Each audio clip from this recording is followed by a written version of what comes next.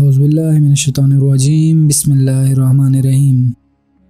دجال سیریز کے حصہ 31 میں خوش آمدید۔ گزشتہ حصے میں ہم نے mind control of back tracking of music کے بارے میں بات کی تھی۔ آج کے اس حصے میں ہم انشاءاللہ مائنڈ کنٹرول اور شیطانی فتنوں کے سب سے بڑے اور اہم فتنے پروجیکٹ بلو بیم کے بارے میں بات کریں گے۔ چند سال قبل ایک ویڈیو وائرل ہوئی اور اخبارات میں ایک عام سی خبر آئی کہ چین میں فضا میں تیرتا ہوا ایک شہر دیکھا گیا۔ اسے فلوٹنگ سٹی کا نام دیا گیا۔ خبر پڑھنے والوں نے اس خبر کو میڈیا کی سنسنی خیزی کا نام دے کر خاص توجہ نہ دی، لیکن حقیقت یہ ہے کہ ایسا ہی ہوا تھا کہ لوگوں نے بادلوں کے اوپر ایک اڑتا ہوا شہر دیکھا جس میں بلند و بالا عمارات کی قطار بنی ہوئی نظر آ رہی تھی، جو آپ ویڈیو میں بھی دیکھ رہے ہیں۔ بعد میں یہ بات سامنے آئی کہ یہ پروجیکٹ بلو بیم کی کچھ ٹیسٹنگ تھی۔ اس طرح پچھلی صدی کے دوران اڑن تشتریوں کے قصے زبان زد عام رہے۔ اس حوالے سے بہت سے لوگوں نے گواہیاں بھی دی کہ انہوں نے فضا میں ایسی بڑی بڑی اڑن تشتریاں دیکھی جن کا تعلق کسی خلائی مخلوق سے تھا۔ وہ تشتریاں ایک لمحے کے لیے فضا میں نمودار ہوتی ہیں اور غائب ہو جاتی ہیں۔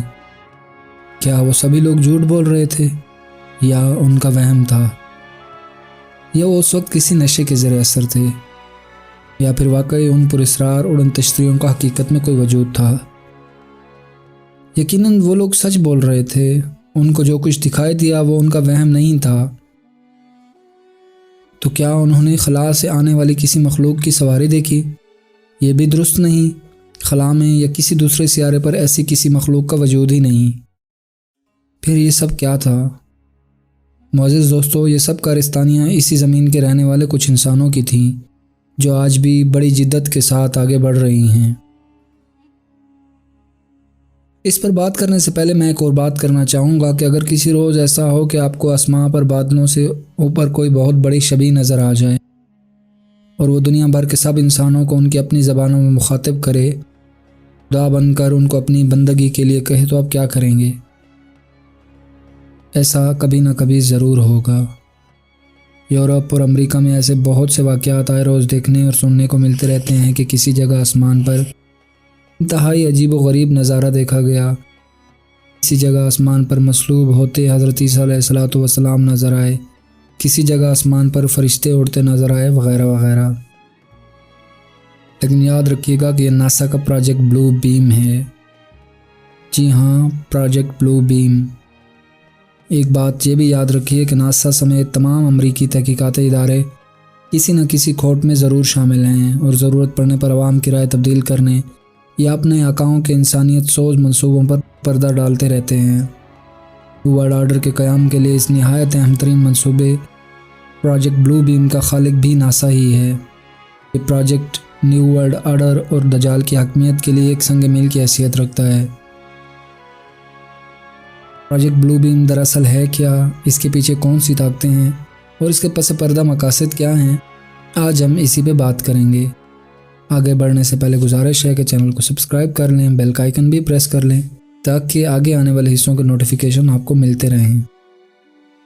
پروجیکٹ بلو بیم کے بارے میں کبھی عوام الناس کو خبر ہی نہ ہوتی اگر کینیڈین صحافی سرج موناسٹ اس کی خبر نہ کرتا، جو ناسا کے پروجیکٹ بلو بیم پر تحقیقات کر رہے تھے۔ اس میں سرج موناسٹ کو ایک دوسرے صحافی ساتھی کی بھی مدد حاصل تھی۔ سرج موناسٹ ہی وہ صحافی تھا جو نیو ورلڈ آرڈر پر بہت حد تک ریسرچ کر کے اگلے 10 سال تک آنے والے منصوبوں کو منوعاً بیان کر چکا تھا جو وقوع پذیر ہونے تھے، اور یہ مسودہ وہ 1994 میں Canadian free press of Quebec Canada کو فراہم کر چکے تھے۔ سرج نے یہ بھی انکشاف کیا تھا کہ پروجیکٹ بلو بیم کرۂ ارض پر موجود پوری انسانی آبادی پر کنٹرول کرنے اور انہیں پوری طرح اپنے بس میں کرنے کے لیے سب سے اہم اور بڑا منصوبہ ہے۔ کینیڈین حکومت کو سرج موناسٹ کی پروجیکٹ بلو بیم کے بارے میں تحقیقات کا علم ہوا تو انہوں نے سرج کو اس سے باز رہنے کی دھمکیاں دینا شروع کر دیں، لیکن باز نہ آنے پر کینیڈین حکومت نے سرج موناسٹ کی 8 سالہ بیٹی اور 7 سالہ بیٹے کو اغوا کروا لیا، جو کبھی لوٹ کر واپس نہ آئے۔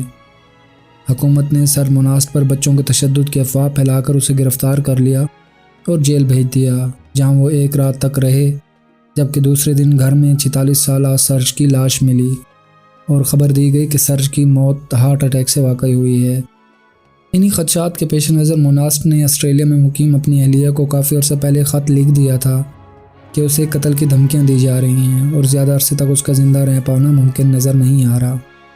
حیرت انگیز طور پر سرچ کا ساتھی صحافی جو اس وقت آئرلینڈ کے دورے پر تھے، سرچ کی موت کے 2-4 دن بعد ہی آئرلینڈ میں اس کی بھی حرکت قلب بند ہونے سے موت ہو گئی۔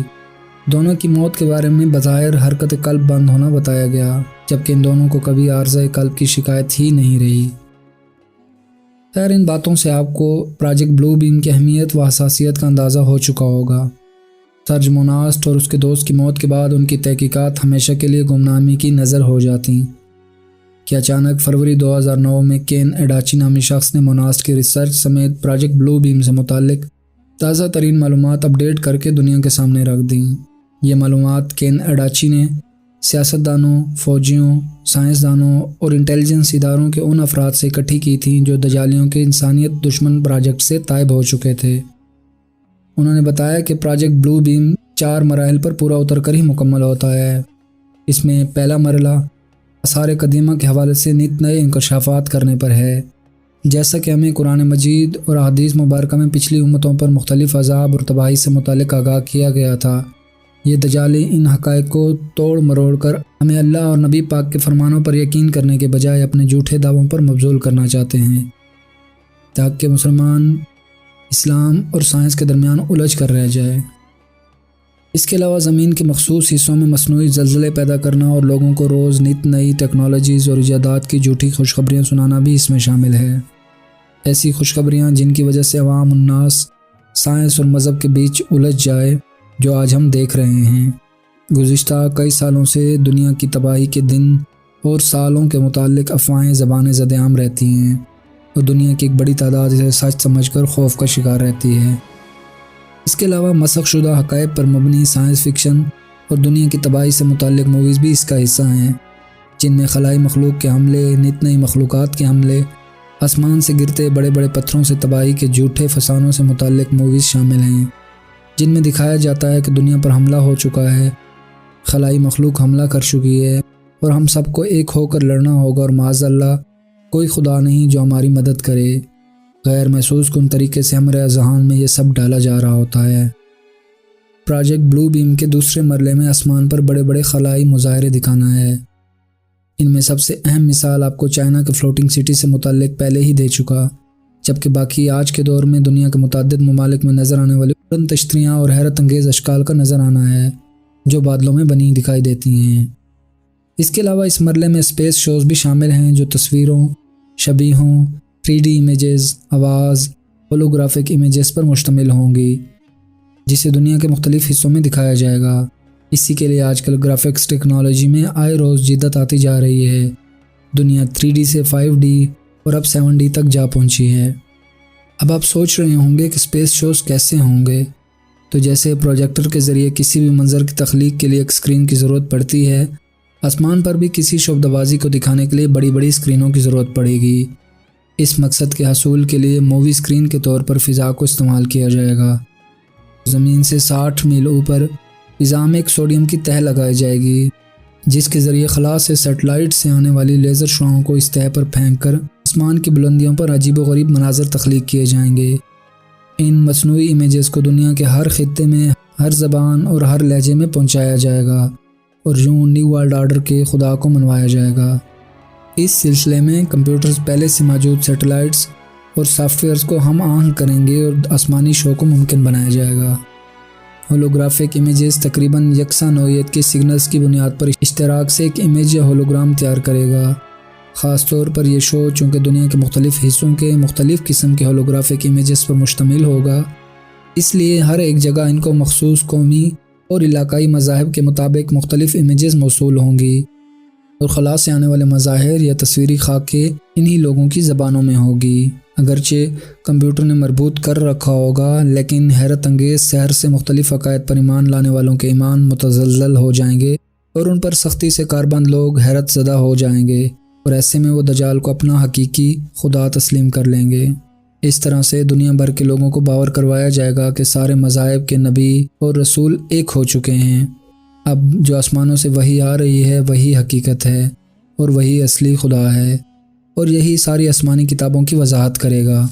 مزید بتایا جائے گا کہ قدیم زمانے کے تمام مذاہب نے ایک دوسرے کو لڑوایا اور انسانیت کا قتل کیا ہے، اس لیے تمام مذاہب کا خاتمہ ضروری ہے۔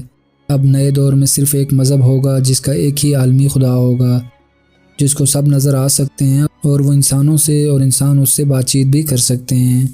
اس کی ایک سادہ سی مثال یہ بھی ہے کہ جیسے ہم پاکستان میں متعدد زبانیں بولتے ہیں، ویسے ہی ایک ایسا سسٹم بنایا جا رہا ہے کہ دجال کو خلا سے دکھایا جا سکے اور وہ دنیا کے ہر حصے میں بیک وقت ہر زبان اور ہر لہجے میں بات کر سکے، اور یہ آج کے دور میں کوئی بڑی بات نہیں رہی۔ پروجیکٹ بلو بیم کے تیسرے مرحلے میں مصنوعی خیالات اور کمیونیکیشن اس کا حصہ ہیں۔ یہ ٹیلی پیتھی اور الیکٹرانک کے امتزاج سے وجود میں آیا ہے۔ اس کا اطلاق ویو یعنی لہروں کے ذریعے سے ہوتا ہے، اور یہ کسی خاص فرد یا عورت کے ذہن سے مربوط ہوتا ہے۔ ان لہروں کے ذریعے ایسے افراد کو قائل کیا جاتا ہے کہ وہ جس شخص سے بات کر رہے ہیں معاذ اللہ وہی ان کا خدا ہے اور ان کی روح سے مخاطب ہے۔ ان لہروں سے انسانی ذہن کو اس قدر مفلوج کر دیا جاتا ہے کہ اس کے دل و دماغ پر اپنی مرضی کے خیالات چلائے جا سکتے ہیں۔ اس سلسلے میں روسی ماہرین نے انتہائی ایڈوانسڈ کمپیوٹر ایجاد کیے اور ان میں انسانی ساخت، انسان کے بولنے، سوچنے، سمجھنے کی صلاحیت، مختلف زبانوں، ان زبانوں کے لہجوں، ثقافت، رسم و رواج تک محفوظ کر لیا گیا ہے، اور ان سب کو سیٹلائٹ پر جوڑ دیا گیا ہے۔ سیٹلائٹ سے خارج ہونے والی شعاؤں سے کمپیوٹر میموری کے ذریعے انسانی دماغوں میں سرایت کر کے قدرتی سوچ پر حاوی ہو کر مصنوعی سوچ کو لاگو کیا جا سکتا ہے، اور پھر اپنے اصل کے بجائے یہ شخص اپنی مصنوعی سوچ کو ہی اصل جانتا ہے۔ پروجیکٹ بلو بیم کے چوتھے مرحلے میں وہی سب ہوگا جو روس نے لوگوں کو کمیونزم کی جانب راغب کرنے کے لیے اختیار کیا تھا۔ مزید الیکٹرانک اور مافوق الفطرت قوتوں، جادوئی و ساحرانہ قوتوں کا ایک زوردار مظاہرہ ہوگا۔ اس مقصد کے لیے جو لہریں استعمال ہوں گی ان میں optical fibres, T V antenna, cable, electrical و فون لائنز شامل ہیں۔ اس کے علاوہ جادوئی و ساحرانہ منتروں سے مزین چپس بھی استعمال کی جائیں گی۔ پوری دنیا پر بھوت پریت اور آسیبوں کا سایہ ہوگا جو دنیا کی بڑی بڑی آبادیوں کو جنونی کیفیت میں مبتلا کر کے پاگل کر دے گا۔ دنیا خودکشیوں، قتل و غارت، لوٹ کھسوٹ، مستقل نفسیاتی امراض کا گڑھ بن جائے گی، اور دجال مردود کو خوش آمدید کہے گی، جو جھوٹا اور مکار لوگوں کا مسیحا بن کر انہیں مشکلات سے نکالنے کا ڈرامہ رچائے گا، اور لوگ اس کے سامنے اپنا سب کچھ قربان کرنے کو تیار ہوں گے۔ معزز دوستو، یہ دجالیوں کے منصوبے ہیں، ہوگا کیا وہ رب کائنات کے سوا کوئی نہیں جانتا۔